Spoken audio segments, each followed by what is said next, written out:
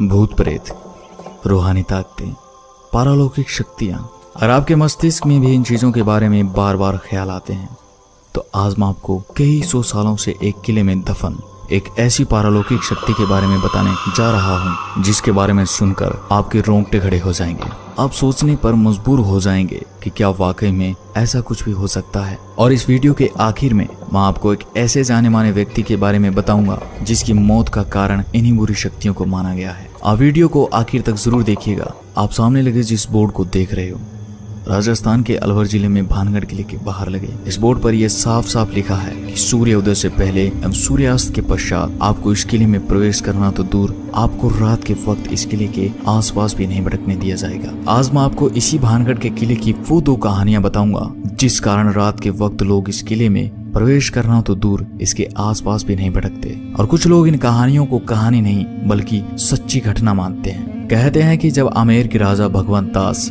भानगढ़ के किले को बनवा रहे थे तो वहीं कुछ दूरी पर गुरु बालूनाथ तपस्या किया करते थे। जब बालूनाथ को खबर लगी कि उनके पास में एक किला बनाया जा रहा है तो उन्होंने राजा को बुलावा भिजवाकर अपने पास बुलवाया। जब राजा भगवंत दास गुरु बालूनाथ के पास पहुंचे तो उन्होंने राजा से कहा कि आप जिस किले को बनवा रहे हो उससे मुझे कोई भी आपत्ति नहीं है, लेकिन एक बात का ध्यान रखना कि इस किले की ऊंचाई इतनी मत कर देना कि इसकी परछाई दिन के किसी भी वक्त जहाँ पर मैं तपस्या कर रहा हूँ वहाँ पर पहुँचे और मुझे छुए। उन दिनों जो साधु संत हुआ करते थे उनका बहुत आदर सम्मान किया जाता था, उनकी किसी भी बात को टाला नहीं जाता था। तो राजा ने भी ऐसा ही किया और फिर किले के निर्माण में ऐसा ही किया गया। किले के किसी भी भाग की ऊंचाई इतनी नहीं रखी गई जिससे कि किले की परछाई गुरु तक पहुंच सके। इस बात का ख्याल अगली 2 पीढ़ियों तक तो रखा गया, लेकिन उसके बाद जब तीसरी पीढ़ी ने भानगढ़ की गद्दी संभाली तो उन्होंने इस बात को गंभीर न लेते हुए गुरु बालूनाथ की चेतावनी को अनसुना कर दिया और उन्होंने कुछ स्थानों का पुनः निर्माण करवा के किले को और ऊंचा करवा दिया।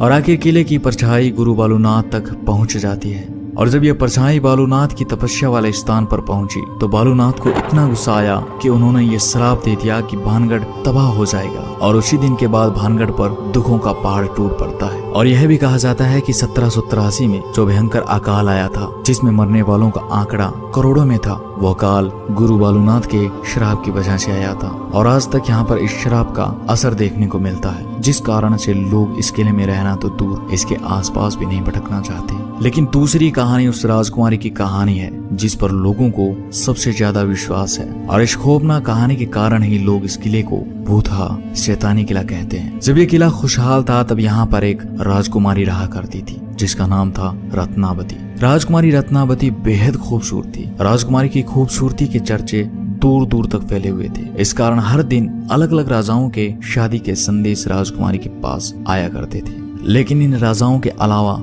एक और शख्स था जिसकी नजर थी राजकुमारी रत्नावती पर। उसका नाम था सिंधिया, जो एक तांत्रिक था। एक दिन जब सिंधिया तांत्रिक ने राजकुमारी को देखा तब से सिंधिया तांत्रिक राजकुमारी के लिए पागल सा हो जाता है। सिंधिया तांत्रिक राजकुमारी को पाना चाहता था, लेकिन सिंधिया तांत्रिक जानता था कि वो सीधे तरीके से राजकुमारी को नहीं पा सकता था, क्योंकि कहाँ शमशान में रहने वाला सिंधिया और कहाँ महलों में रहने वाली राजकुमारी रत्नावती। तो सिंधिया तांत्रिक ने राजकुमारी को पाने के लिए एक ऐसा तरीका अपनाया जिसने उस क्षेत्र का नाश कर दिया। भानगढ़ के इस किले में उन दिनों बाजार लगता था। तो एक दिन राजकुमारी की दासी इसी बाजार में राजकुमारी के लिए तेल लेने आई। बस सिंधिया तांत्रिक को इसी दिन का इंतजार था। जब वह दासी तेल खरीद कर वापस जाने लगी तो तांत्रिक ने उसे रोक लिया। सिंधिया तंत्र विद्या में इतना माहिर था कि उसने उस तेल पर वशीकरण का मंत्र फूंक दिया ताकि वो राजकुमारी को पा सके। दासी तेल लेकर राजकुमारी के पास पहुंच जाती है, लेकिन राजकुमारी भी इस विद्या का ज्ञान रखती थी। उसने जैसे ही तेल को देखा वैसे ही उसे शक हो गया कि इस पर किसी ने तंत्र मंत्र किया है। फिर राजकुमारी ने अपनी दासी से पूछा कि तुम्हें बाजार में कौन मिला था। तब दासी ने बताया कि उसे सिंधिया तांत्रिक मिला था। तब सिंधिया तांत्रिक नाम सुनते ही रानी को सब कुछ समझ में आ जाता है। उसे समझ आ गया था कि मामला क्या है। राजकुमारी ने वो शीशी किले के ऊपर पड़े एक बड़े पत्थर पर दे मारी और सारा तेल उस पत्थर पर बिखर गया। ये कहा जाता है कि तांत्रिक ने उस तेल पर ऐसा जादू किया जिससे अगर कोई उस तेल को लगाता तो वह उसके वश में हो जाता और खुद ब खुद उसके पास आ जाता। और आखिर ऐसा ही हुआ।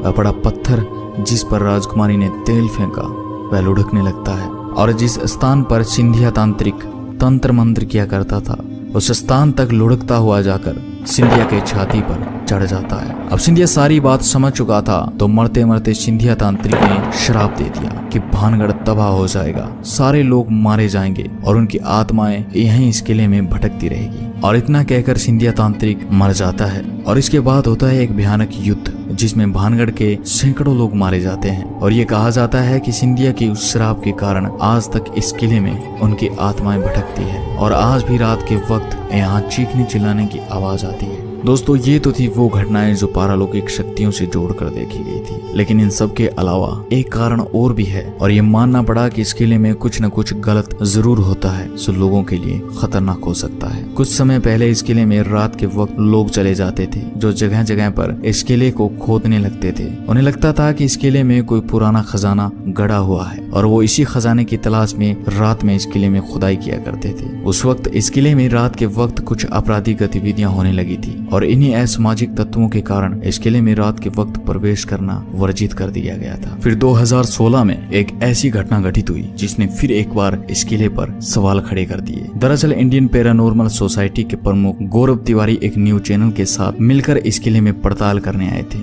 गौरव तिवारी ने ऐसी पारालौकिक शक्तियों पर पूरी रिसर्च कर रखी थी। वो भी जानना चाहते थे कि क्या वाकई में इस जगह पर कोई पैरानॉर्मल एक्टिविटी होती है, क्या इस जगह पर कोई भूत प्रेत है या ये लोगों का वहम है। लेकिन इस किले में पड़ताल करने के बाद कुछ समय के बाद 7 जुलाई 2016 को उनके अपने घर में बड़े ही रहस्यमय तरीके से मौत हो जाती है और इस मौत का कारण कई न्यूज चैनल्स ने इन्हीं शैतानी ताकतों को माना। तो दोस्तों ये थी इस भूतहा किले की कहानियां। मैं इस वीडियो में बताई गई कहानियों की सत्यता का प्रमाण तो नहीं देता, लेकिन कुछ न कुछ तो रहस्य जरूर है जिस कारण भारत सरकार को भी इस किले के बाहर ये बोर्ड लगाना पड़ा। वीडियो को लाइक और चैनल को सब्सक्राइब करने के साथ कमेंट बॉक्स में जरूर बताइए आपको ये वीडियो कैसा लगा। मिलता हूँ अगली एक नई वीडियो के साथ, तब तक के लिए अपना ख्याल रखिएगा। धन्यवाद।